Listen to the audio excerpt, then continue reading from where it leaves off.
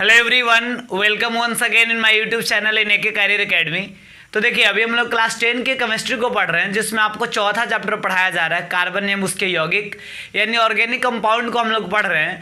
और पिछले क्लास में हम आपको बताए थे अपरूपता क्या होता है और कार्बन के प्रमुख अपरूप कौन कौन से, हीरा, ग्रेफाइट और फ्लोरीन के जो सामान्य क्वालिटीज़ था उसको हम लोग डिस्कस किए थे। तो अगर आप वो वीडियो नहीं देखे हैं तो इस वीडियो के डिस्क्रिप्शन में उसका लिंक है, आप वहाँ से देख सकते हैं।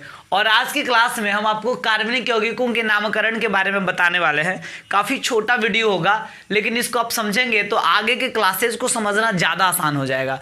तो देखिए, जिस प्रकार हम आपको बता दें कि आप जनरली देखते होंगे कि बहुत सारे लड़के या लड़कियां ऐसी होती होंगी जिसका दो नाम तो लगभग सबका हो ही जाता है। ठीक है, एक ऐसा नाम होता है जो घर पे बुलाया जाता है और एक ऐसा नाम होता है जो स्कूल में अलग तरीके से होता है। किसी किसी का तो 5-6 नाम होता है। घर पे अलग नाम होगा, दोस्त सब अलग नाम रख देगा, ठीक है, रिलेशन में जाएगा तो अलग नाम रहेगा, स्कूल में अलग नाम रहेगा, खेलने जाएगा तो वहाँ अलग नाम रहेगा। तो देखिए, ये अलग अलग नामकरण मतलब एक व्यक्ति का अलग अलग जैसा नाम होता है, उसी प्रकार कार्बनिक यौगिकों के साथ भी है। कार्बनिक यौगिकों का भी अलग अलग नाम है। अरे छोड़िए ना, विराट कोहली को तो सब कोई जानता है। विराट कोहली का एक नाम है चीकू। तो चीकू जो है, उनके घर वाले उसको विराट कोहली को चीकू बुलाते हैं, बट उनका वास्तविक नाम विराट कोहली है।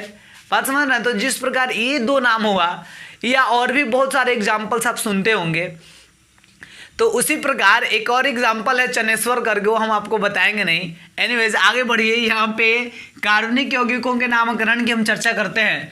तो देखिए, सबसे पहले कार्बनिक यौगिक जितने सारे भी हैं, इनके नामकरण की जब बात आती है तो कार्बनिक यौगिकों का भी नामकरण दो प्रकार से किया जाता है। ठीक है, कार्बनिक यौगिक का एक साधारण नाम होता है, यानी उसका जो सिंपल नेम है, साधारण नाम, और उसका एक होता है IUPAC नाम। ये जो IUPAC नाम है ना, इसको आप यूपिक नेम भी इसको कहा जा सकता है। IUPAC नाम को क्या कहते हैं? यूपिक नाम भी इसको कहा जाता है। ठीक है, और IUPAC का फुल फॉर्म क्या होता है ये भी आप देख लीजिए। IUPAC जो है प्रणाली, ये एक विशेष प्रकार का सिस्टम है। इसका फुल फॉर्म क्या होता है? तो इसका फुल फॉर्म होता है आई से international union of pure and applied chemistry. International union of pure and applied chemistry. ठीक है, ये होता है IUPAC का फुल फॉर्म। आपको हम बता दें कि कार्बनिक यौगिक का ये जो साधारण नाम है, ये वास्तव में साधारण ही है। इसके बारे में सब कोई जानता है, मतलब बहुत सारे ऐसे कार्बनिक यौगिक हैं जिसका साधारण नाम है क्या, ये हमें भी नहीं पता, या आज तो कोई भी नहीं जानता सारे कार्बनिक यौगिकों का साधारण नाम क्या होता है। लेकिन उसका जो IUPAC नाम है, ये काफ़ी फेमस है और वर्ल्ड लेवल पे यानी इंटरनेशनल लेवल पे IUPAC नाम को जाना जाता है। तो देखिए, IUPAC नाम जो कार्बनिक यौगिक का होता है, ये पूरी दुनिया में मतलब एक ही प्रकार से कार्बनिक यौगिक का IUPAC नाम जाना जाता है। यानी भारत में किसी कार्बनिक यौगिक का जो IUPAC नाम दिया जाएगा ना, वही अदर कंट्री में भी जाता है। तो आइए कुछ एग्जांपल्स आपको हम देते हैं जो आपको समझने में इस चैप्टर को मदद करेगा। वैसे तो देखिए, यहाँ पे हम लिखते हैं कार्बन परमाणुओं की संख्या। समझिएगा, अगर किसी कार्बन यौगिक में कार्बन परमाणुओं की संख्या कितनी होगी, तो उसका नामकरण जो है कैसे किया जाएगा, इस चीज़ को हम बताएंगे। तो देखिए, अगर किसी परमाणु में, जैसे मान लीजिए कि कोई यौगिक है कार्बनिक यौगिक और उसमें कार्बन का एक परमाणु है, तो कार्बन के एक परमाणु के नामकरण के लिए आप मेथ शब्द का यूज करेंगे। ठीक है, और फिर वैसे ही मान लीजिए कि कार्बन का अगर 2 परमाणु है, तो 2 परमाणु के यूज के लिए 2 परमाणु की जब संख्या रहेगा कार्बन का, तो इसके लिए एथ शब्द का यूज किया जाएगा। 3 रहेगा तो उसके लिए प्रोप शब्द का यूज किया जाएगा।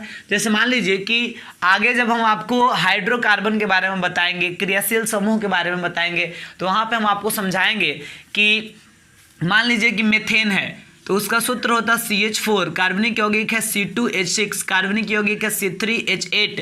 ये जो भी कार्बनिक यौगिक हम लिख रहे हैं, ये एल्केन ग्रुप के कार्बनिक यौगिक है। तो एल्केन ग्रुप का नामकरण करने के लिए हम करते हैं क्या है, IUPAC नेम जो होता है, इसमें एन शब्द जोड़ देते हैं एल्केन ग्रुप के लिए, IUPAC नेम में एल्केन शब्द जोड़ देते हैं। तो यहाँ कार्बन का एगो परमाणु है, तो कार्बन के एक परमाणु में नामकरण में क्या आता है, IUPAC नामकरण में आता है मेथ, आप प्लस एन जोड़ देंगे तो ये क्या हो जाएगा, ये हो जाएगा मेथेन। वैसे ही कार्बन का दो गो परमाणु है तो उसको एथ, मतलब उसको हम बोलेंगे ऐसे एथ बोलेंगे, और उसमें एल्केन ग्रुप का इसलिए एन जोड़ देंगे तो ये हो जाएगा एथेन। ठीक है, वैसे ही अगर देखा जाए तीन गो परमाणु, तो तीन परमाणु पर हम कार्बन का तीन परमाणु होगा तो उसका IUPAC नामकरण कैसे होगा, प्रोप से होगा, और चूंकि ये एल्केन ग्रुप का है इसलिए इसमें एन जोड़ देंगे तो प्रोप प्लस एन बराबर क्या हो जाएगा, प्रोपेन। तो इस प्रकार नामकरण का काम किया जाता है, और IUPAC नामकरण का काम इस प्रकार किया जाता है कार्बनिक यौगिकों का।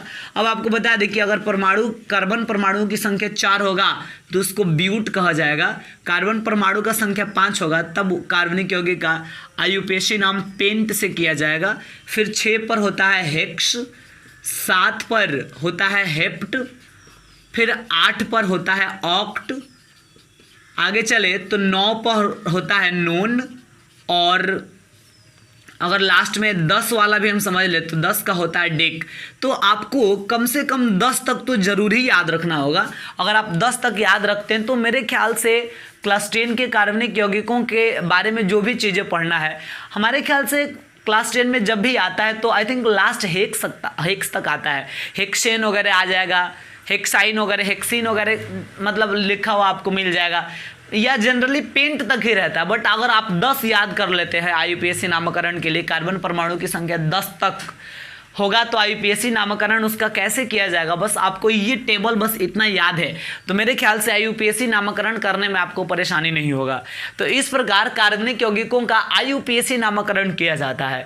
ठीक है, अलग अलग ग्रुप का यौगिक होगा तो उसका नामकरण IUPAC नामकरण अलग अलग प्रकार से किया जाएगा, लेकिन ये चीज़ तो सब में कॉमन होगा कि कार्बन परमाणु का संख्या अगर 1 है तो IUPAC नाम में मेथ जरूर आएगा, 2 है तो एथ आएगा, 3 पर प्रोप, 4 पर ब्यूट, ये सारा चीज़ जरूर आएगा। तो इस प्रकार आपको कार्बनिक यौगिकों के नामकरण के बारे में हम समझा दिए, तो इस वीडियो में हम इतना ही रहने देंगे, और इसके बाद वाले वीडियो में हम स्टार्ट करने वाले हैं कार्बनिक यौगिकों का जो वर्गीकरण है, उस क्लासिफिकेशन उसको समझेंगे, और जो हाइड्रोकार्बन वाली जब बात आती है तो हाइड्रोकार्बन क्या है, कितने प्रकार का होता है, इसको हम अगले क्लास में स्टार्ट करेंगे।